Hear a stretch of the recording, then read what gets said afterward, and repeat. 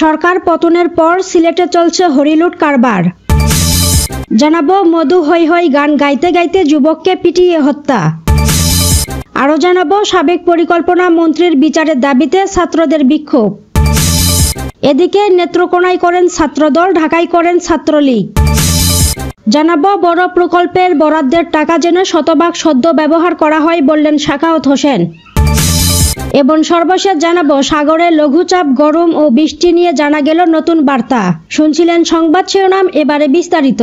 এই চ্যানেলে দৈনিক গুরুত্বপূর্ণ সংবাদগুলো সংক্ষিপ্ত ও সহজ ভাষায় উপস্থাপন করা হয়ে থাকে, তাই অনুরোধ থাকবে আমাদের চ্যানেলটি সাবস্ক্রাইব করে পাশে থাকা বেল আইকনটি ক্লিক করুন। সরকার পতনের পর সিলেটে চলছে হরিলুট কারবার।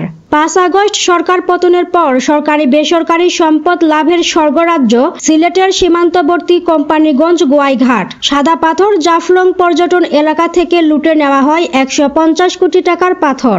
এছাড়াও লুট হয়েছে নির্মাণাধীন খোলাগঞ্জ স্থল বন্দর, তমাবিল কাস্টম গুদাম, ব্যক্তি মালিকানার রিসোর্ট, আরও বহু ব্যবসা প্রতিষ্ঠান। স্থানীয়দের মতে একটি দলের নেতাদের ইন্ধনে হয়েছিল এসব লুটের কারবার। আওয়ামী লীগ সরকারের আমলেই ভোলাগঞ্জের মূল সড়কের দুই পাশে কয়েকশো বিঘা সরকারি সম্পত্তি দখলে নেয় স্থানীয় কয়েকজন বিএনপি নেতা। ভাড়া দিয়ে পকেটে পুড়েছে কয়েকশো কোটি টাকা। গত 2 বছরে এইসব জমি উদ্ধার করে শুরু হয়েছিল স্থল বন্দর আর পর্যটনের 2টি প্রকল্প। 5 আগস্ট সরকার পতনের দিনই এই 2 প্রকল্প চলে হরিলুট। সাদা পাথর পর্যটন এলাকা থেকেই লুটপাটকারী নিয়ে যায় প্রায় অর্ধ শতাধিক কোটি টাকার সরকারি পাথর। ভাঙচুর করা হয় ব্যক্তিগত স্থাপনা। সাদা পাথর রিসোর্টে চলে ধ্বংসলীলা আর লুটপাট। স্থানীয়রা বলছেন ওই এলাকার কিছু বিএনপির শীর্ষ স্থানীয় নেতা, উপজেলা বিএনপি বা যুব দলের শীর্ষ স্থানীয় কয়েকজনের নেতৃত্বে পাথরগুলো লুট হয়েছে। দিনে রাতে 24 ঘন্টায় লুট করা হয়েছিল এসব পাথরগুলো। মধু হৈ হৈ গান গাইতে গাইতে যুবককে পিটিয়ে হত্যা। সবার মুখে চট্টগ্রামের আঞ্চলিক গান মধু হৈ হৈ আরে বিষ হাওয়াইলা। কেউ মুখ দিয়ে বাজাচ্ছেন বাঁশি, কেউ করছেন উল্লাস। ঠিক তাদের মাঝখানে এক যুবক ঢুলছিলেন, যার 2 হাত বেঁধে রাখা হয়েছিল স্টিলের পাইপের সাথে। গান গেয়ে গিয়ে পিটিয়ে নৃশংস ও নির্মমভাবে ওই যুবককে হত্যা করা হয়, যার একটি ভিডিও সামাজিক যোগাযোগ মাধ্যমে ছড়িয়ে পড়েছে, যা গত 21শে সেপ্টেম্বর থেকে ঘুরছে নেট দুনিয়ায়। গান গাইতে গাইতে হত্যা করা হয় শাহাদাতকে, যা এতদিন জানত না কেউ। ভিডিওটি ছড়িয়ে পড়ার পরপরই বিষয়টি জানতে পারে পুলিশ ও স্বজনরা। পুলিশ সূত্রে জানা গেছে ভিডিওটি চট্টগ্রাম নগরের 2 নম্বর গেট এলাকার, আর ওই যুবকের নাম শাহাদাত হোসেন। সাবেক পরিকল্পনা মন্ত্রীর বিচারের দাবিতে শিক্ষার্থীদের বিক্ষোভ।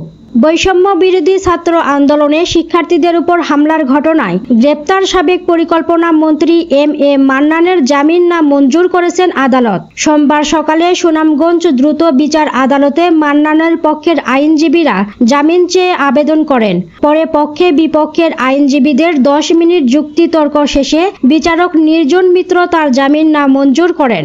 বাদী পক্ষের আইনজীবী মাসুক আলম বলেন, 4 আগস্ট বৈষম্য বিরোধী ছাত্র আন্দোলনের মিছিলে সাবেক পরিকল্পনা মন্ত্রীর হুকুমে সাধারণ শিক্ষার্থীদের উপর হামলা, গুলি, সাউন্ড গ্রেনেড সহ বিভিন্ন দেশীয় অস্ত্র সহ হামলার ঘটনা ঘটে। এ ঘটনায় সাবেক মন্ত্রীর পক্ষের আইনজীবীরা জামিন চাইলে আমরা বিরোধিতা করেছি। তিনি আরো বলেন, ছাত্র আন্দোলনে সুনামগঞ্জের শতাধিকেরও বেশি শিক্ষার্থী আহত হয়েছেন, অথচ পুলিশ সাবেক এই মন্ত্রী কোন উদ্দেশ্যে শিক্ষার্থীদের উপর এমন হামলা চালিয়েছিলেন তার কারণ জানতে রিমান্ডের আবেদন করেননি। বিষয়টি দুঃখজনক। গত 2 সেপ্টেম্বর বৈষম্য বিরোধী আন্দোলনে আহত এক শিক্ষার্থীর ভাই হাফিজ আলী বাদী হয়ে সাবেক মন্ত্রী সহ 99 জনকে আসামি করে মামলা করেন। এ মামলায় 19 সেপ্টেম্বর রাতে সুনামগঞ্জের শান্তিগঞ্জের বাড়ি থেকে যৌথ বাহিনী সাবেক এই মন্ত্রীকে গ্রেপ্তার করে। বড় প্রকল্পে বরাদ্দের টাকা যেন শতভাগ সদ্য ব্যবহার করা হয় বললেন সাখাওয়াত হোসেন। নৌ পরিবহন এবং বস্ত্র ও পাট মন্ত্রণালয়ের উপদেষ্টা brigadier general doctor M Sakhawat Hossain বলেছেন, দেশের অর্থনীতির জন্য পায়রা একটি গুরুত্বপূর্ণ বন্দর। আমি চাই বড় প্রকল্পে বরাদ্দের টাকা যেন শতভাগ সদ্য ব্যবহার করা হয়, সেটা নিশ্চিত করতে হবে। রোববার বিকেলে পটুয়াখালীর পায়রা বন্দর কর্তৃপক্ষের সম্মেলন কক্ষে বন্দর কর্মকর্তাদের সঙ্গে মত বিনিময় সভায় উপদেষ্টা এসব কথা বলেন। এ সময় উপদেষ্টা সাখাওয়াত হোসেন আরও বলেন, ছাত্র জনতার অভ্যুত্থানে 1000-এরও বেশি মানুষ জীবন দিয়েছে। এই গণজাগরণ থেকে পরিবর্তন আনতে হবে, দেশে দুর্নীতি কমাতে হবে। মত বিনিময়ের আগে পায়রা বন্দরের চলমান প্রকল্প বাস্তবায়নের অগ্রগতি ও ভবিষ্যৎ পরিকল্পনা তুলে ধরে পায়রা বন্দরের আরও বিনিয়োগের প্রয়োজনীয়তার কথা বলেন পায়রা বন্দর কর্তৃপক্ষের সদস্য কমোডোর রাজবীর ত্রিপুরা। উল্লেখ্য, এখন পর্যন্ত পায়রা বন্দরে মোট রাজস্ব আদায় হয়েছে প্রায় 13,2500 কোটি টাকা।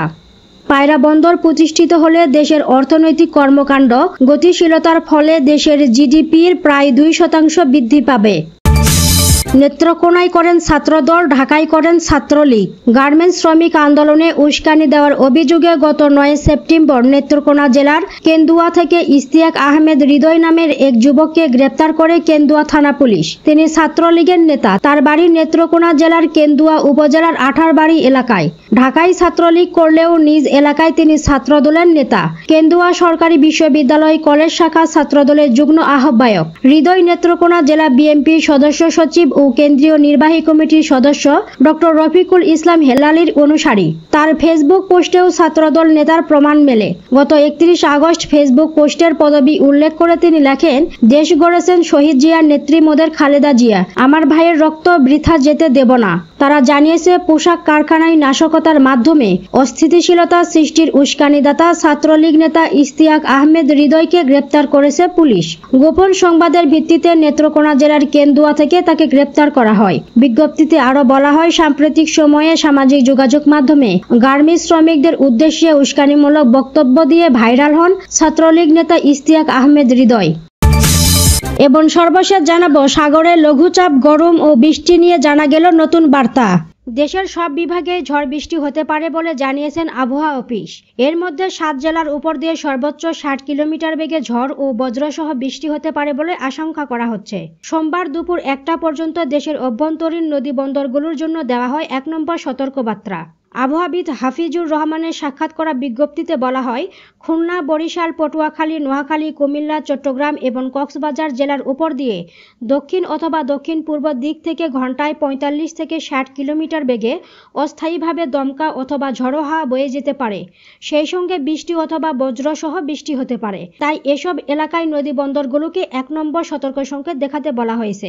এ পরিস্থিতিতে আবহাওয়া অফিস বলেছে, দেশের সব বিভাগে অস্থায়ীভাবে দমকা হাওয়া সহ হালকা থেকে মাঝারি ধরনের বৃষ্টি অথবা বজ্র বৃষ্টি হতে পারে। এ সময় দেশের কোথাও কোথাও মাঝারি ধরনের ভারী থেকে ভারী বর্ষণ হতে পারে।